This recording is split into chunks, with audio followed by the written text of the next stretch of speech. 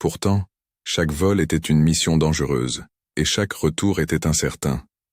Hector échappa de justesse à de nombreuses embuscades et à des prédateurs assoiffés de sang. Mais sa détermination était inébranlable, car il savait que la tâche qu'il accomplissait était vitale pour l'avenir de sa ville.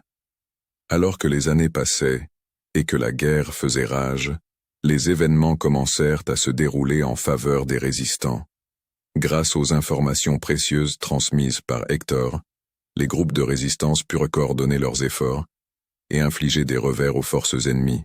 La ville était unie par l'espoir, et Hector était devenu le symbole vivant de cette unité.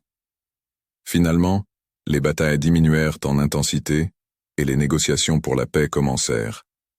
Les sacrifices avaient été nombreux, mais la détermination des résistants avait porté ses fruits. Hector continue de voler avec la même détermination, même lorsque les messages qu'il transportait étaient empreints d'espoir plutôt que de détresse. Lorsque la paix fut enfin instaurée, la ville se releva de ses cendres.